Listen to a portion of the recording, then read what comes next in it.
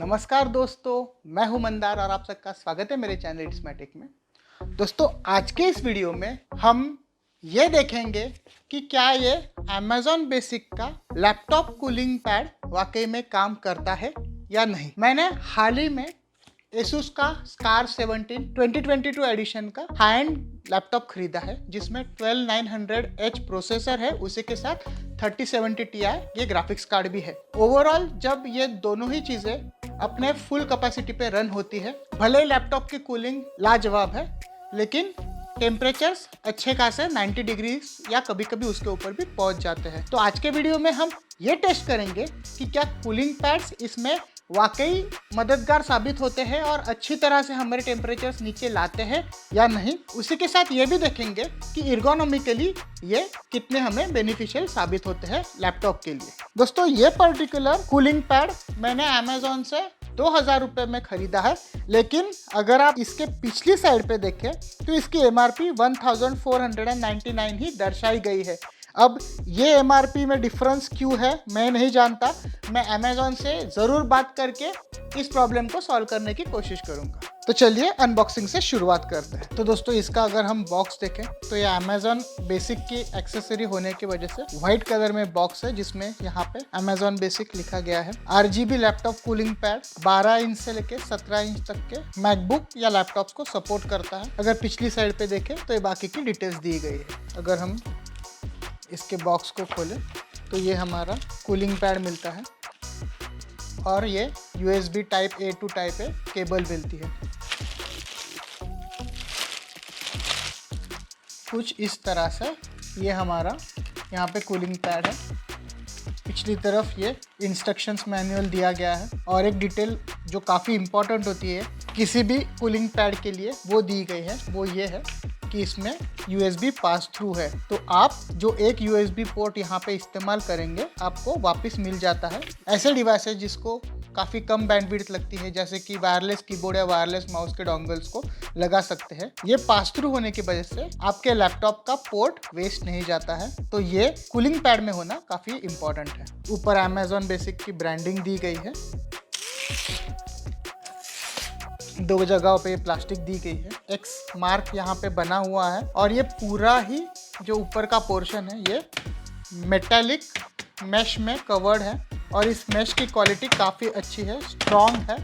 तो ओवरऑल इसकी बिल्ट मैं कहूँगा एक्सेप्टेबल है, लेकिन जो प्लास्टिक्स यहाँ पे यूज़ हुए हैं वो बेटर हो ही सकते थे। यहाँ पे पिछली साइड पे ये फ़ैन के लिए कटआउट्स दिए गए हैं। फ़ैन यहाँ से हवा खींच के ऊपर ये हमारे लैपटॉप को प्रोवाइड करते हैं ताकि वो ठंडी हवा उसके इंटेक में ले पाए। इधर इस चीज़ को अगर हम खींचे कुछ इस तरह से खुलता है और आप अलग अलग पोजीशंस पे आपके इस पैड को सेट कर सकते हैं। तो आपको लैपटॉप की जो भी पोजीशन चाहिए ये मिनिमम है और मैक्सिमम इतनी है। उसके साथ ये आप देख सकते हैं यहाँ पे ये प्लास्टिक के फीट दिए गए हैं। आपका लैपटॉप इस पे से गिरता नहीं है। तो अगर मैं इस पे अब मेरा ये लैपटॉप रख दूँ तो आप देख सकते हैं मेरा 17 इंच का स्कार इस पे आसानी से रहता है। कुछ इस तरह से मैं इस पे रख के काम कर सकता हूँ। इस कूलिंग पैड को चालू करने के लिए यहाँ पे कनेक्ट करेंगे और जैसे हम यहाँ पे USB पे कनेक्ट करते हैं आप देख सकते हैं ये सारे ही फैन सब चालू हो गए हैं। अगर आप इधर हाथ रखें तो आपको ठंडी हवा फील होती है। अगर आप इस कंट्रोल पैनल पे देखें ये RGB का बटन है। ये RGB के बटन से आप डिफरेंट RGB इफेक्ट्स को कंट्रोल कर सकते हैं। तो हमारे ये साइड्स में 2 RGB के बार दिए गए हैं और मैं अगर इन बटन को दबाऊं तो अलग अलग RGB के इफेक्ट्स इस तरह से आपको साइड्स में दिखाई देते हैं। ये PC से कंट्रोलेबल नहीं है, आप इस बटन से ही कंट्रोल कर सकते हैं। प्लस दबाते ही इधर आप देख सकते हैं कि ये लेवल बढ़ जाती है। तो ये 6 ये मैक्सिमम लेवल है जब हमें हमारे फैंस का फुल स्पीड यहाँ पे मिलता है, जिससे कि मैक्सिमम एयर फ्लो इधर से आता है। और हम चाहे तो इस तरह से एक एक लेवल करके 1 ये मिनिमम स्पीड तक ला सकते हैं। फाइनली ये बटन है, ये दबाने के बाद आप आपके कूलिंग पैड को बंद कर सकते हैं।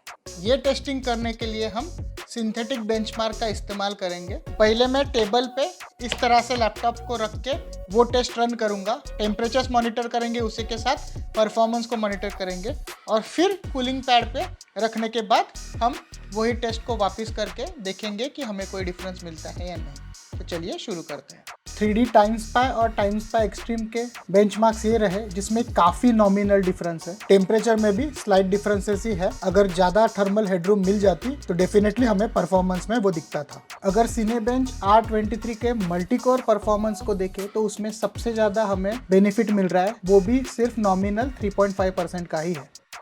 तो दोस्तों, एक्सटेंसिवली टेस्ट करने के बाद यहाँ पे मैं एक चीज़ तो दावे के साथ कह सकता हूँ कि हाई एंड लैपटॉप एटलीस्ट इस कूलिंग पैड से कोई नोटिसेबल परफॉर्मेंस गेन या टेम्परेचर में कमी नहीं मिलती है। ओवरऑल देखें तो जो गेन हमें बेंचमार्क्स में मिल रही है उसके लिए अलग से 2000 रुपये इन्वेस्ट करना और इतनी बड़ी चीज़ साथ में कैरी करना सेंसलेस है। ये पर्टिकुलर कूलिंग पैड शायद थोड़े बजट लैपटॉप्स जिनमें कूलिंग थोड़ी वीक होती है उनमें काम आने के चांसेस ज़्यादा है, लेकिन अगर आपके पास एक टॉप एंड लैपटॉप है जिसमें कूलिंग काफ़ी अच्छी है तो मुझे नहीं लगता कि आपको कूलिंग पैड की ज़रूरत है। हाँ, एर्गोनॉमिकली ये जो हमें अलग अलग एंगल्स मिलते हैं तो डेस्क पे हम इन एंगल्स का इस्तेमाल करके हमारे लैपटॉप को इस पोजीशन में रख सकते हैं कि हमारे नेक पे स्ट्रेस कम आए, लेकिन उस सिनेरियो में इसका कूलिंग पैड से ज़्यादा एक टेबल स्टैंड के हिसाब से इस्तेमाल होता है।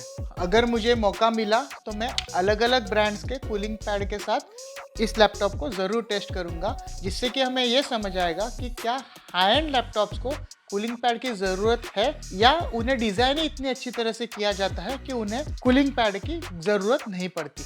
ऐसे टाइप के वीडियोस मिस ना करने के लिए मेरे चैनल को सब्सक्राइब करके नोटिफिकेशन बेल आइकॉन दबाना बिल्कुल ना भूलें। मैं आशा करता हूँ कि आपको ये वीडियो पसंद आया होगा। इस वीडियो को लाइक कीजिए, आपके दोस्तों के साथ शेयर कीजिए। तो अगली बार फिर मिलेंगे एक नए वीडियो के साथ। धन्यवाद।